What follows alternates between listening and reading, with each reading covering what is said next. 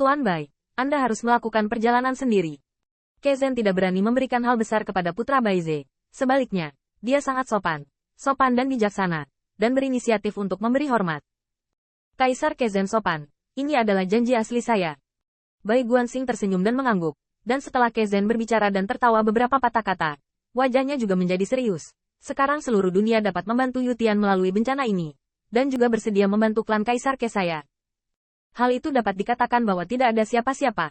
Bagaimanapun, kali ini, saya ingin mengucapkan banyak terima kasih kepada Tuan Bai. Reputasi putra Baize ada di sini, dan Kezen tentu saja sangat percaya.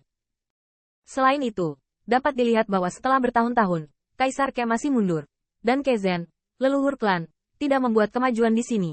Terlihat bahwa paku tirani kepunahan adalah kekuatan kekaisaran kaisar keduanya sulit dipecahkan. Tentu saja, Bai Guanxing masih hanya seorang kaisar dan kuat, dan lengan itu belum sembuh. Apakah akan berhasil? Itu belum tentu. Tapi Kezen secara alami tidak menunjukkan apa-apa. Belum lagi, bagi Midao Spike, putra Baize pasti lebih unggul darinya. Belum terlambat, Kaisar Kezen, tolong tunjukkan jalannya. Setelah beberapa kata menyapa, setelah memahami situasi dasar, Bai Guanxing tersenyum acuh tak acuh dan sedikit mengangkat telapak tangannya. Setelah Kezen melengkungkan tinjunya lagi, dia berbalik untuk melihat ke arah puncak Gunung Suci. Qin Yichen juga merasakan awan suci melonjak di dalamnya, dan aura Kaisar Ke terus berfluktuasi. Kaisar Yutian menderita lonjakan jalan yang parah di masa lalu, tetapi dia masih dapat mempertahankan kekuatannya, dan kemundurannya juga meningkat dalam beberapa tahun terakhir. Setelah Bai Guanxing melihat ke arah nafas bergelombang dari puncak Gunung Suci, senyum di sudut mulutnya semakin meningkat. Jangan khawatir, kali ini saya memiliki tingkat kepercayaan yang tinggi. Ketika kata-kata ini keluar, klan Dike yang menunggu di luar Gunung Suci jelas merasa lega. Bahkan Qin Yichen merasa beruntung karena ayah mertuanya. Tetapi berbicara tentang itu, tahun-tahun ini seperti anak panah. Tetapi mereka bukan kependekan dari Qin Yichen. Tetapi pada kenyataannya, untuk raksasa raja yang mundur, itu benar-benar bukan apa-apa. Ngomong-ngomong, Kaisar Kezen, tidak keberatan saudara Yue Kong pergi ke sana bersama dan membantuku, kan? Sosok Kezen sedikit terkejut, tetapi ketika dia menoleh, wajahnya penuh senyum. Saya tidak bisa meminta bantuan dari Taois Yue Kong. Saya tidak bisa memintanya. Saya tidak bisa memintanya. Mohon untuk. Dengan cara ini, tiga sosok Bai Guanxing perlahan-lahan bersembunyi di Gunung Suci, dan Qin Yichen tidak datang ke sini untuk bertamasya, dan dia membutuhkan seorang wali. Bagaimanapun, konsekuensi dari mencoba menghancurkan atau mencabut paku-paku jalan pasti tidak sederhana. Itu bisa membuat Kaisar Ke tidak mungkin bersembunyi. Jika dia terbang ke klan Kaisar Ke dari Gunung Suci, pasti akan menyebabkan malapetaka. Qin Yichen tinggal di luar Gunung Suci, yang dapat dianggap mencegah keadaan darurat.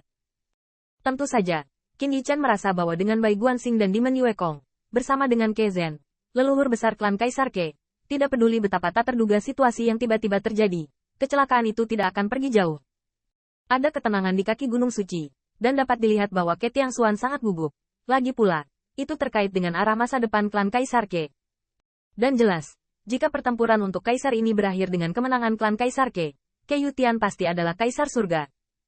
Permaisuri Sixia juga terus melihat ke Gunung Suci, sepertinya berdoa untuk suaminya dari lubuk hatinya, dan tidak sampai beberapa saat kemudian dia melihat ke arah Putri Wenxing yang memegang lengan Qin Yichen. Benar, setelah lebih dari 20 tahun menikah, akhirnya aku mendapatkannya. Untuk putrinya sendiri, Permaisuri Sixia sangat jelas. Tetapi selama bertahun-tahun, Permaisuri Sixia secara alami memperhatikan perkembangan emosional putri dan menantunya. Setiap kali dia mendapat berita, Permaisuri Sixia sangat terpukul. Tetapi hal semacam ini, dia hanya bisa menyerangnya. Karena menantu Qin Yichen tidak menentu selama bertahun-tahun, sementara Permaisuri Sixia ketakutan, bahkan lebih sulit untuk menemukan peluang untuk serangan samping. Ibu. Melihat godaan Ibu Suri, Putri Wenqing tersipu, tetapi dia memegang tangan Qin Yichen tanpa niat untuk melepaskannya. Aku dan Mumu adalah suami istri. Bukankah normal jika suami istri bergandengan tangan? Permaisuri Sixia tersenyum lembut di depan anak-anaknya. Dia selalu menjadi ibu yang baik. Ibu telah mendengar tentang Tanggu. Wenqing, ibu pasti akan mendukung pilihanmu. Masih ada Tianxing. Ini adalah berkah Anda untuk menikahi Wenxing. Anda harus ingat, tahukah Anda? Mulai sekarang, Anda harus sehat.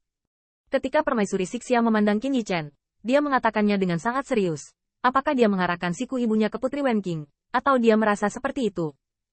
Dan Qin Yichen juga dengan sungguh-sungguh mengangguk.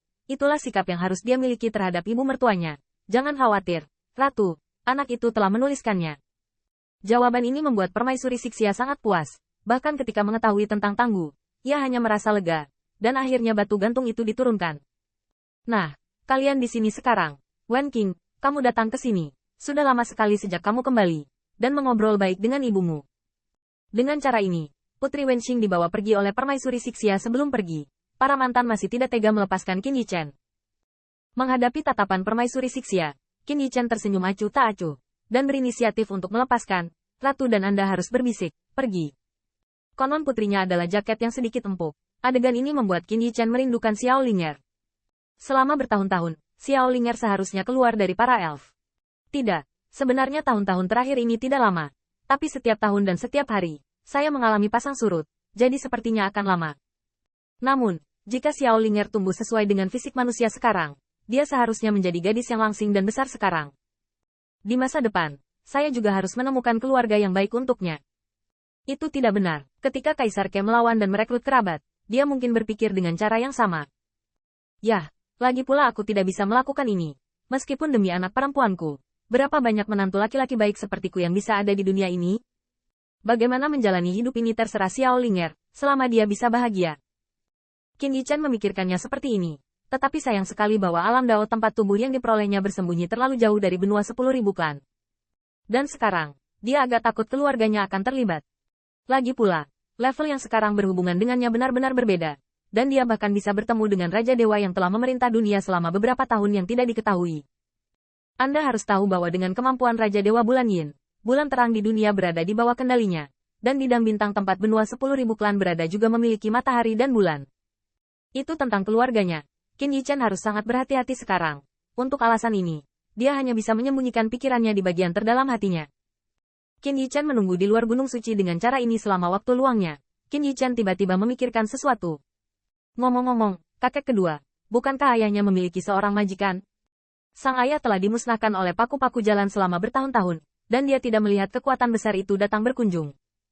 Qin Yichen tiba-tiba teringat tuan yang disebutkan Kaisar Ke. Dia sebenarnya ingin tahu tentang pendukung di belakangnya.